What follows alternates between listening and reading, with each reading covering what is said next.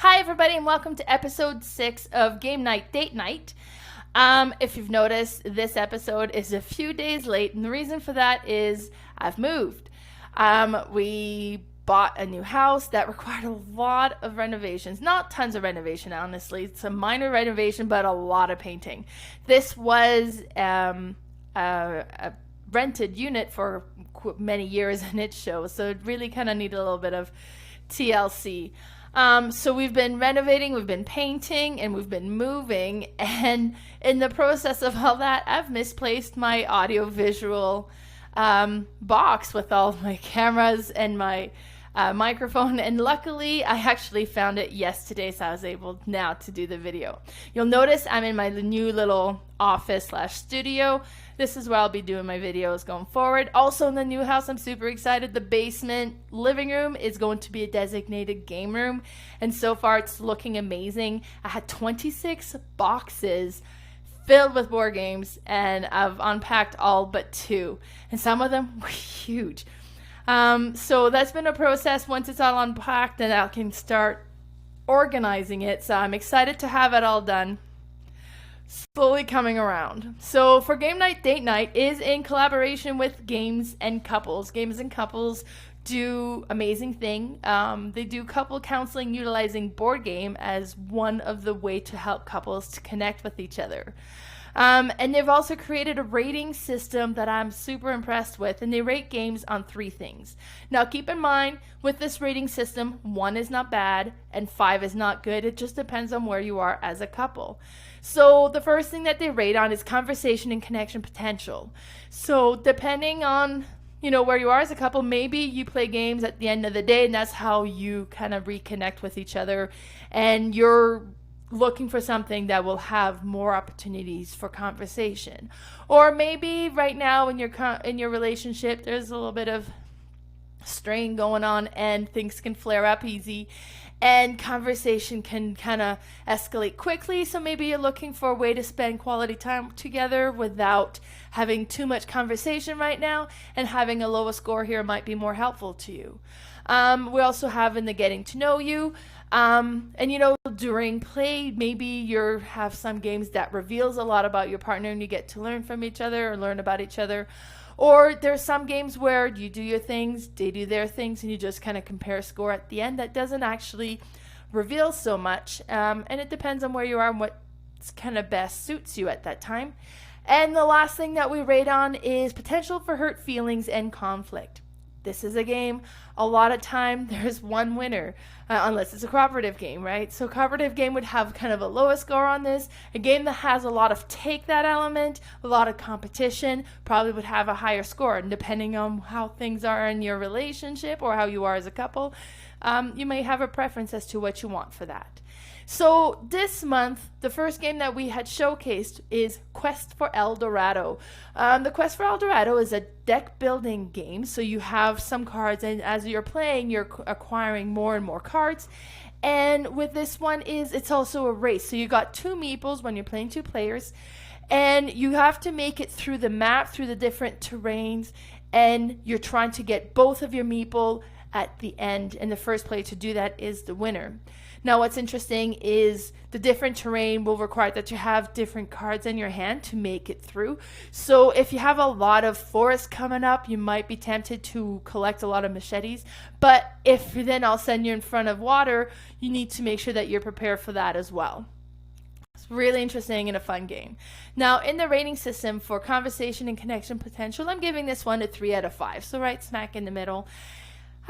There's some strategies kind of happening. You're kind of purchasing cards, but there's not tons and tons going on that you couldn't hold a conversation. So that's why I'm giving this one a 3. For the getting to know you, I'm also giving this a 3 out of 5. It's interesting to see how your partner will react to if they come across they don't get the right cards, how they strategize.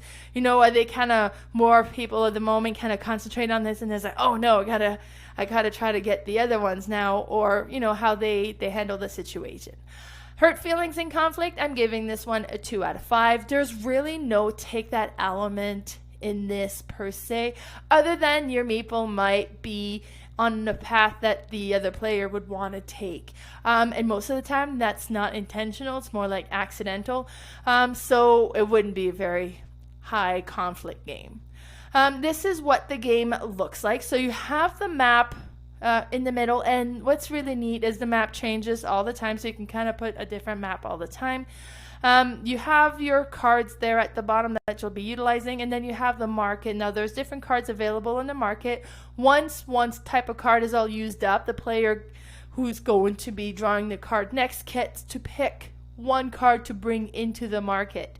So they're not all available at the same time, and it's the player who will kind of fill that space who gets to decide what card to bring in next. Next game we talked about this month was Meadow. Meadow is a card set collection game, and it has a really neat way of drafting the cards. So you got a 4x4 grid, and you have these little tiles that are like kind of arrow shaped, and you can put them in the notch along the board, and depending on which notch you put them in, and the number on that arrow indicates how far in you would go. So if it's a 2, you would collect the cards that is 2 spaces in.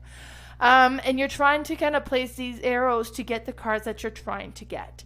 Now, each of these cards are going to have different symbols on them as well, and depending on what's on the symbol tag, the cost of what it needs, and then the symbol what you'll have afterwards. So it could be that you have a bird, and a bird requires that you have a grub symbol. And once you cover the grub symbol, this new card is going to give you a flower symbol. So you've got to be careful in which symbol you cover up when you're adding this to your tableau, because it could be that you needed a grub for another card as well. So it has an interesting balance that way. Now for the rating system, conversation and connection potential, I'm giving this one a 4 out of 5. You're drawing cards, you're playing cards. It's a fairly low-key, low-action game that you should be able to hold a conversation quite easily while playing this game. Getting to know you, I'm going to give this one a 3 out of 5. It's interesting to see how your partner selects, and then their card, how they deal if the card they're wanting is kind of blocked to them. How they make the decision on what to put in their tableau.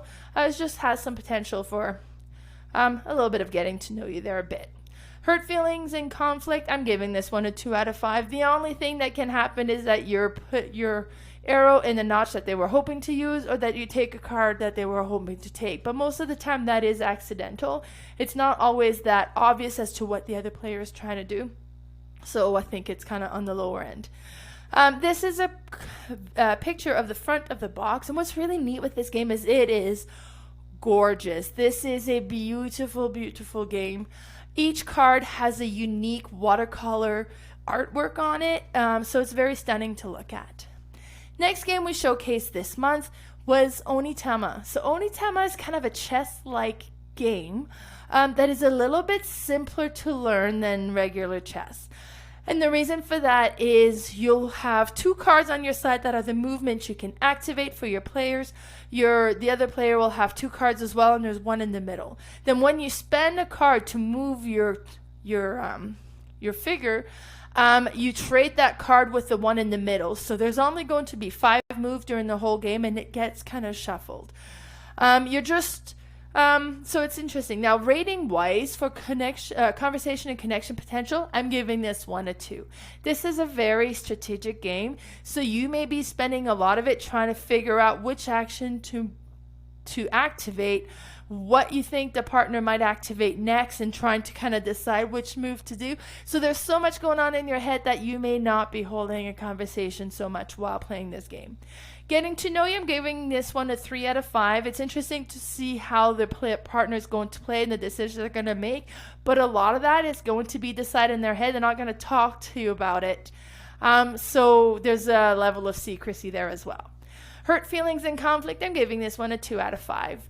The goal is to get, to capture the other players, and then either capture the master would kind of win you the game, or get your master in their temple would win you the game as well. So because that is the whole goal of the game, you should be expecting it, and it's not as hurtful when it does. Here's another picture of it. It has a really neat neoprene board, and then each time you play there'll be 5 new cards that get selected, or the cards selected will change up, so kind of keeps it interesting. And then the last game that we showcased this month was Klask. Klask plays a little bit like air hockey. And you have the piece on the top that is controlled by another piece underneath that's magnetized together. So you move the piece on the bottom and it moves the one on top. The goal is trying to get that little yellow ball into the other player's goal marker, and then every time you do that, you'll get a prize. You'll get a point. A prize. That would be fun. But you get a point. So now, conversation and connection potential. I'm giving this one a 4. This is a dexterity game, so you're just kind of moving. There's not a lot of thinking. Your brain is not kind of all that busy, so you can definitely have a conversation as you play. Now, I'm not saying it could be trash talk, right? Getting to know you, I'm giving this one a 2 out of 5. This is not one that you would kind of learn a whole lot about your partner, but if they accidentally score on each other and the way they handle that, it could be revealing as well. Hurt feelings and conflict, I'm giving this one a 3 out of 5. It's in the middle. This is a competitive game. And sometimes you can get that yellow ball and trying to hit it so that it'll hit one of those white pieces and get that attached to the other player. Because if you ever get 2 of those attached to your player, then the other player scores a point. And here's what the board game looks like. So it's a little table so that you can reach underneath to move the piece. And it's a dexterity game. It's a lot of fun, very competitive. It plays pretty quick. It's just like a high action game. So be sure to follow us on Instagram. My Instagram is boardgame_mama, and also check out Games and Couples. On Facebook, my Facebook page is Board Game Mama and Friends Are Playing All the Games, and Games and Couples Love in the Age of Board Game. And on YouTube, my YouTube channel is Board Game Mama, and then there's also Games and Couples Love in the Age of Board Games. So be sure to tune in next month to see which other games get showcased this month. Bye, everybody.